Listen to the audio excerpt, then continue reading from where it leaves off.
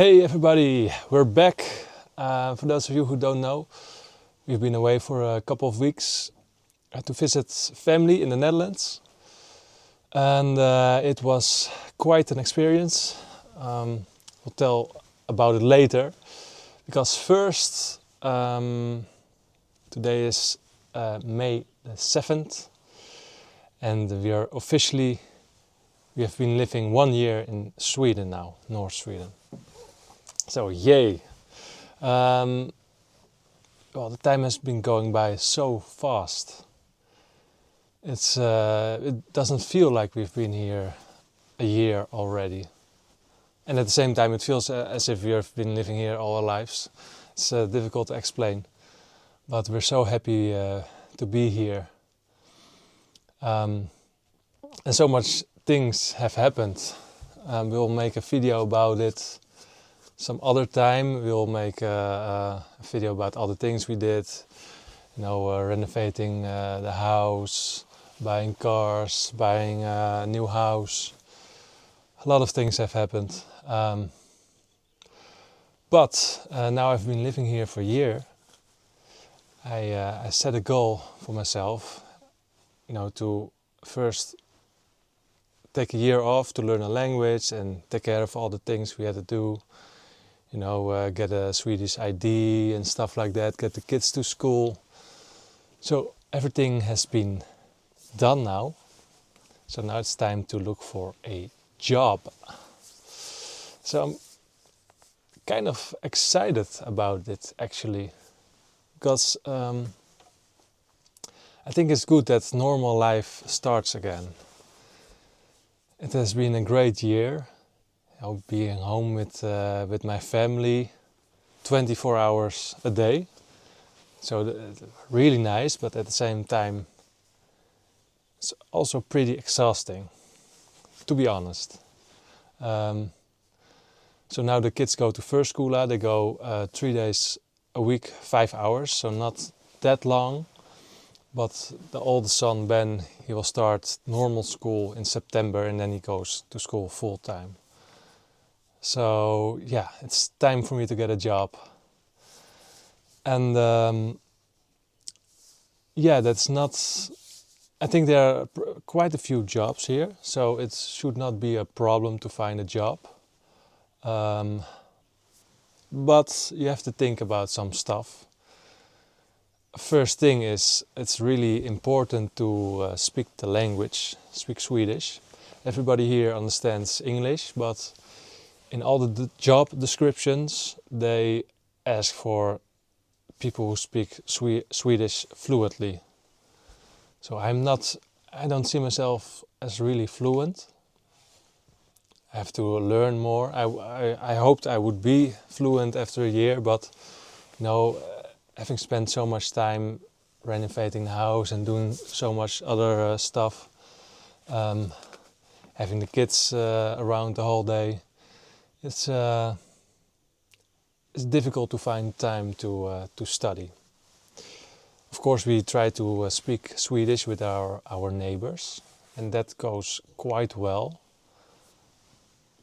We understand them, they understand us, but they know our Swedish is not perfect yet, so I think they talk a little bit slower for us, don't use too many complicated words. So I notice when I, put on the television and see the news. I don't watch the news ever, but if I would, it goes a little bit too fast for me. So I need a little bit more practice. But getting a job actually helps with that. So it's a kind of a circle, and you need Swedish to get a job, but you learn Swedish when you have a job. So for now I have been looking for jobs where Swedish was not mandatory, and I did find a couple of jobs. So I responded to a couple of jobs just last weekend, so I haven't heard back anything. And I how do you say it, subscribed to arbeidsvermittelingen. So they help people without a job. They help with welfare, I think it's called, but also to look for a job. And of course, I'm not in welfare, but I am looking for a job. So I just joined it. How do you say it? Subscribed to it, and they will call me back in 1 or 2 weeks, I think. So I'm really curious how that will go, what they can do for me. Maybe I can do some education, learn some things to make it easier to get a job. So I'm really curious how that will go. But in the meantime, like I said, I've responded to a couple of jobs. Some jobs in construction and really entry-level jobs. So I kind of hope that will go through, because I don't have experience in construction. Of course, I have experience renovating my own house, so I know a thing or two about tools, but not really job experience. So I responded to really entry-level jobs, just do the hard work, and I really hope I will get a job there. Because it's good to have income, of course, but also it would be really nice to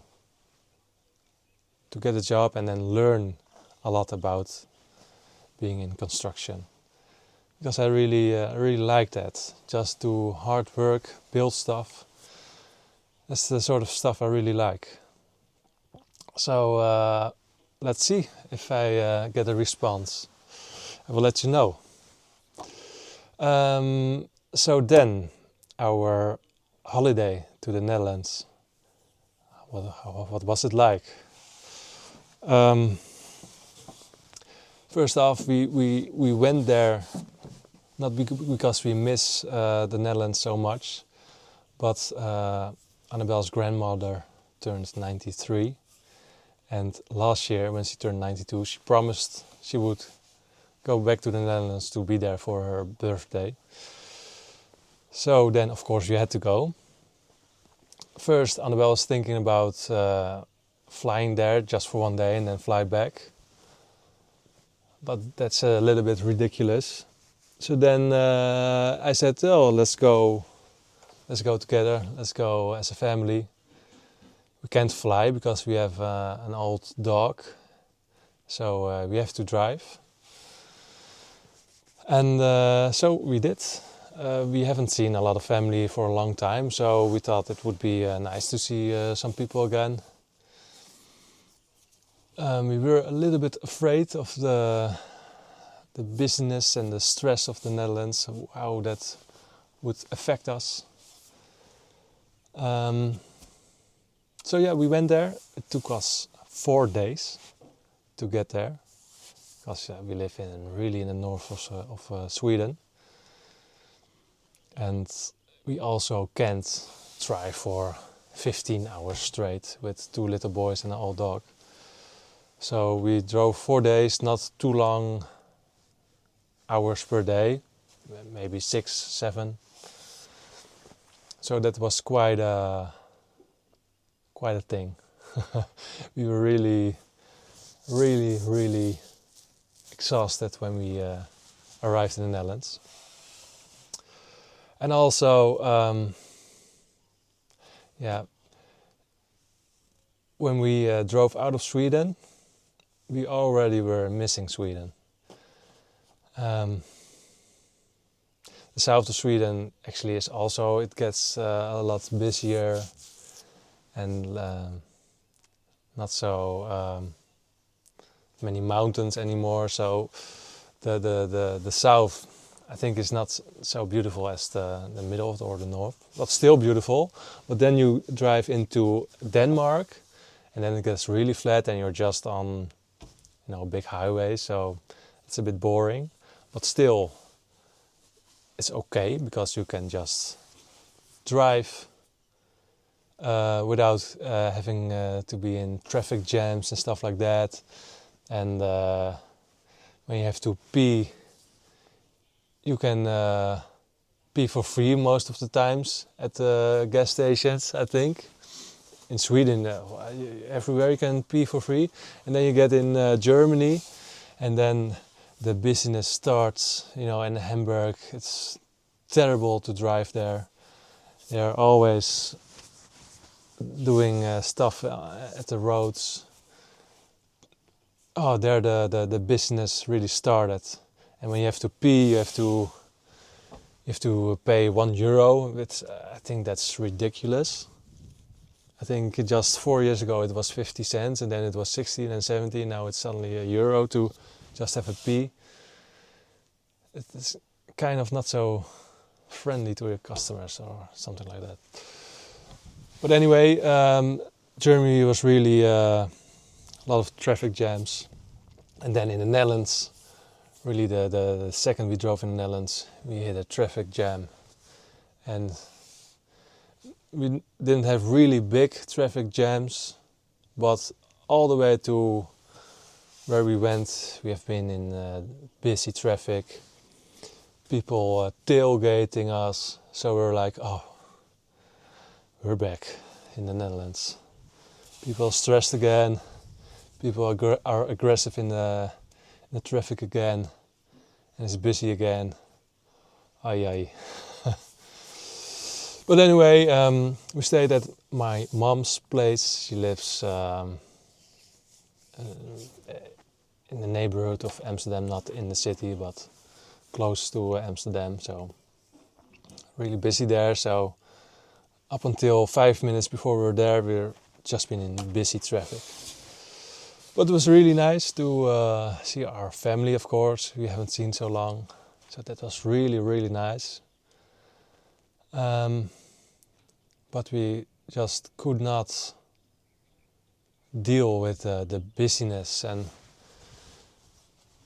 you know, we've been getting used to Sweden, that is really quiet, but also to the friendliness of the Swedes, and especially in the north of Sweden. And in the Netherlands, so many grumpy faces. In the supermarket, everybody is stressed out. In the cars, everybody is aggressive. No, not everybody, of course, but a lot of people. It's just, I don't know, like a bad vibe or something. And it was really, we couldn't deal with it really well. It was really, we were getting stressed immediately. So, and also we were, of course, already tired from our journey. And then in the Netherlands, we couldn't really, we just get more tired and tired because we had so much to do every day. We had to visit so much family and people. So we cut our holiday short. We went back almost a week earlier. Because we just wanted to go back to Sweden. We have seen our closest relatives, so that was the important thing. We've been to the birthday of Annabelle's grandma, and then we said, we want to go back. So that's what we did. Went back earlier, in the car.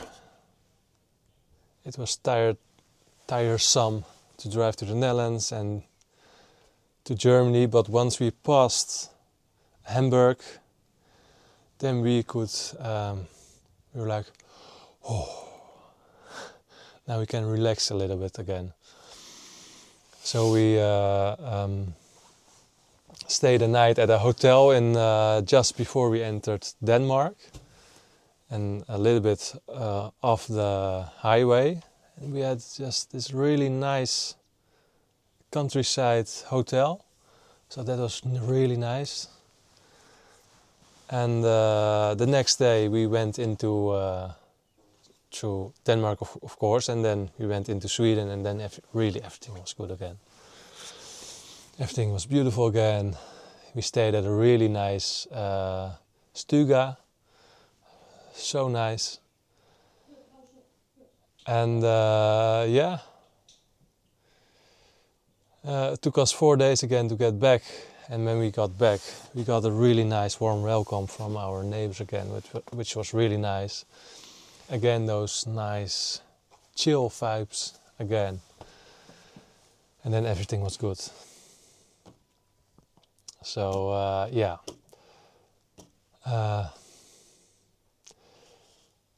It was really nice to see our family, but also it was a nice acknowledgement that we made the right decision to move out of the Netherlands and to move into the north of Sweden, because we absolutely love it here. And now more than ever, we were so excited to see our own house again, to lay in our own bed again. So yeah, so nice to be back. So yeah, that was all I wanted to talk about. Just let you know we're back. And yeah, see you in the next video. Have a nice weekend, everybody. Bye.